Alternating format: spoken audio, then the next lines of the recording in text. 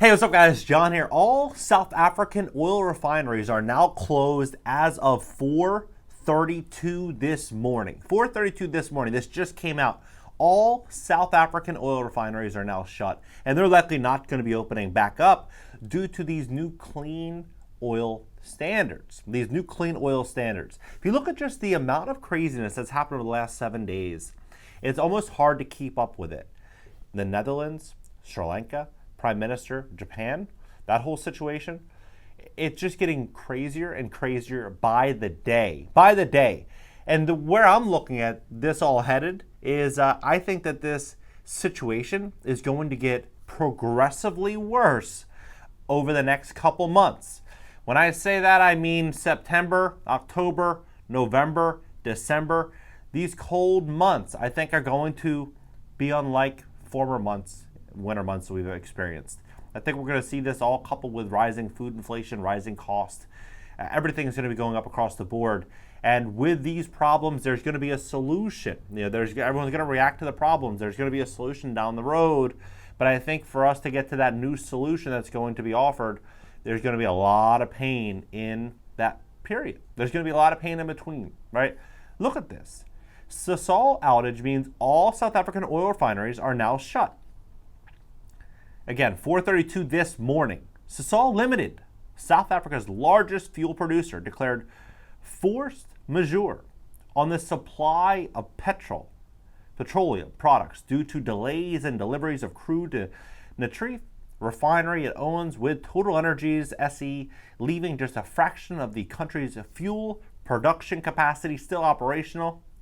Natref, a 108,000 barrel a day plant, was forced to shut after the late oil shipments. The company said in a statement Sasol Oil will not be in a position to fully meet its commitments of the supply of the petroleum products from July of 2022. The shutdown means the whole of South Africa's oil refinery fleet is out of action after a string of other facilities suspended production over the past 2 years. As a result, the country's monthly petroleum product imports are set to as much as triple by next year from pre-pandemic levels. Energy consultant CTAC said in a May report. Only Sasol's synthetic fuel operations, which uses coal as feedstock, remain fully operational, making about a fifth of the nationwide capacity. A fire at Engel Oil Refinery, which will be converted into a terminal, and an explosion at Glencore PLC's Cape Town refinery have rapidly curbed capacity. Supreme, the country's biggest plant, which is owned by Shell and BP, stopped operations ahead of the sale and was subsequently damaged by floods. State-owned Petrol's gas-to-liquids plant, another synthetic operation, has run out of feedstock. Meanwhile, clean fuel policies that's set to take into effect next year raise the likelihood that these refineries are unable to meet the new standards and will have to shut permanently. You can't make this stuff up. You cannot make this stuff up. Things are getting progressively just crazier. And so as this continues to grow, what is this going to do with price of fertilizer? What is this going to do with cost of food distribution? How is this going to, what's the domino effect going to look like? Because this is all happening. Even look at America. We closed Keystone Pipeline. We just closed last month 2 locations off the Gulf of Mexico. We just closed the Alaska Inlet. We're closing our own fossil fuels, right? As this is all happening, what is going to be the net result? The net result is going to be higher food costs. It's going to be higher costs to distribute items in trucks. It's going to be just higher costs across the board. The dollar is going to lose purchasing power as there's going to be so much money chasing very limited supply, right? For now, the outage at Natref is temporary. Crude oil shipments are expected to start arriving shortly, with the plant expected to ramp up to maximum production by the end of July, Sasol said. The partners have yet to conclude options of the future of the plant. Sasol Chief Executive Officer Fleetwood Grober said earlier this year the Cape Town refinery is also expected to restart in the second half of 2022. It's expected. We'll see. Right now, if you look at what South Africa exports, it's essentially the entire periodic table, right? Everything from magnesium to chrome to, you look at the list. So crude coal, what I think is likely going to happen, and it's about $7.7 billion worth of overall agricultural and food exports as well in 2018. So they're a large exporter of food. So same thing with Netherlands, right? And same thing with many of these other countries, large food exporters, and they're dealing with their own massive problems right now. And so I looked at all of this, and I always ask myself, what are the odds? Like, what are the odds? When you are, let's say, hypothetically making an investment, you're going to bet on something. You're like, you know what, this deal looks great. The odds are that I'll be able to get this material, this labor. This is what I'm going to be all in for. This is what I think a worst case scenario would be. This is what I think would be, the ideal scenario. And you kind of play the odds on the deal. The odds are, that you're going to make money.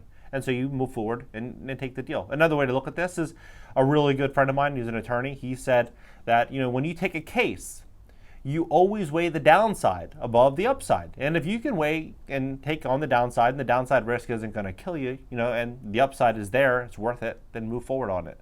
The same thing is very true here. The downside, if you look at just risk, you look at the entire world, you say, what are the odds? Every single country, what are the odds? Every single country that's producing food, every single country that's producing, is having their own situational problems, like their own problems, but they're all very similar, right? So you have to ask yourself, what are the odds? They're very slim. Very, very, very slim. It's almost like, you buying a real estate deal, and then every single property around it becomes a foreclosure, and there's no one that buys these foreclosures. They end up selling for $1, and you bought your property for $500,000, right? The odds of that happening are almost zero. The odds of this all happening like this, almost zero. But here we are, right? That's why I say, if all these things are happening, I believe that more insanity is going to follow. More insanity is going to follow. It's going to follow in a very quick and abrupt way, I believe. And I think we're really looking at the beginning stages of these issues. What do you think about this entire situation? The odds of this happening, it's almost zero. Like, it's almost zero, I would say. But here we are. So the question is, what happens next? Curious what you think. Drop it below.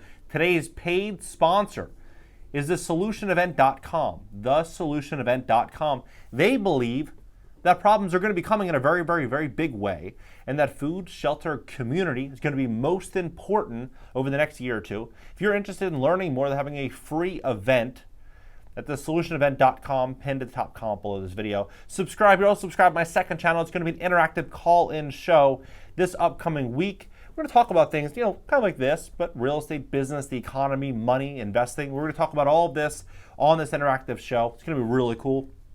Be sure to subscribe. That's also pinned down below in the top comment. And LinkedIn, Twitter, Instagram, TikTok, everything is in the banner for short form content. Go follow me over there. But I'm curious, what do you think about this? If you just connect the dots, you look at Sri Lanka, you look at Japan, you look at America, you look at Netherlands, you look at Ukraine, you look at South Africa, you look at all these places, right? What are the odds? Because fiat currencies are getting crushed in all these locations. And then on top of all of this entire madness, what are we also having? We're having interest rates rise across the board in all these areas. So all the debt's getting much more expensive to service.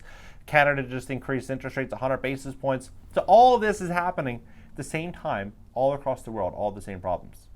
What are the odds? All right, drop it below. Let's talk about it, and I'll catch you in the next video. If you're interested in being sponsored on my YouTube channel, visit cashnow.video/sponsor and fill out the application.